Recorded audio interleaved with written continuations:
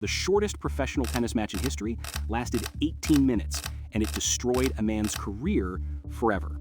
In 1946, Jack Harper demolished Jay Sandiford 6-0, 6-0 at the Surrey Open in what became known as the most brutal beatdown in tennis history.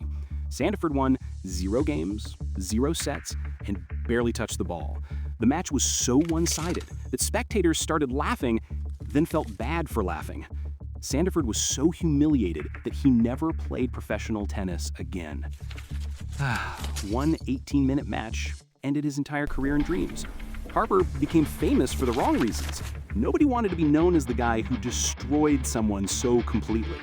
The match proved that tennis can be more psychologically devastating than any other sport. In 18 minutes, one man's life was changed forever, while another became a cautionary tale. Sometimes winning too easily is worse than losing.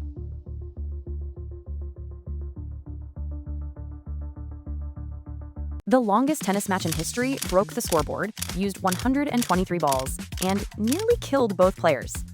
John Isner and Mahut played for 11 hours and 5 minutes over 3 days in 2010, and it was absolute madness. The final set alone lasted 8 hours and ended 70-68. The electronic scoreboard couldn't handle scores above 47-47, so officials had to manually track the final 23 games. Both players were cramping, hallucinating, and barely standing by the end. They went through 123 tennis balls because the balls kept losing their bounce from overuse. The match was so long that it had its own weather patterns. It started sunny and ended in different weather entirely. Spectators brought sleeping bags and camped out. The match became more famous than most Grand Slam finals. It proved that tennis players are either incredibly dedicated or completely insane. Sometimes the most memorable matches aren't about skill. They're about survival.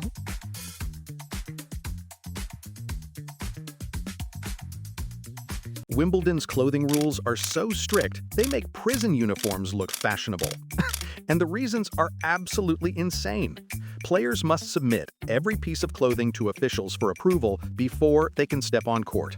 The rules state that clothing must be, quote, almost entirely white, end quote. Not pure white, but almost entirely white, which makes no logical sense. Colored underwear is banned because it might show through white clothes. Logos can't be bigger than a credit card. Even shoelaces must be white. The rules are so detailed, they specify the exact shade of white allowed. Players have been fined for wearing the wrong white, proving that there are apparently multiple types of white that look identical to normal humans. The clothing police at Wimbledon are more strict than actual police. These rules exist because Wimbledon wants to preserve tradition, but the tradition is basically fashion fascism. Only tennis would make wearing white into rocket science.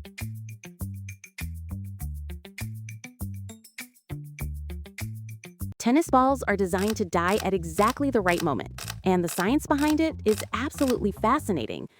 A tennis ball loses 10% of its bounce after just one match, which means every ball you see on TV is slowly dying throughout the game. Professional tournaments change balls every 7 to 9 games because the balls become dead and affect play quality. The felt on tennis balls is engineered to wear down at a specific rate. Too fast, and the ball becomes useless. Too slow, and it affects aerodynamics. Ball manufacturers spend millions perfecting the exact rate of ball death. Each ball costs about $2.50 and has a lifespan measured in minutes of actual play. The balls used in Grand Slam finals are thrown away after the match, never to be used again. Tennis is the only sport where equipment is designed to deteriorate during use.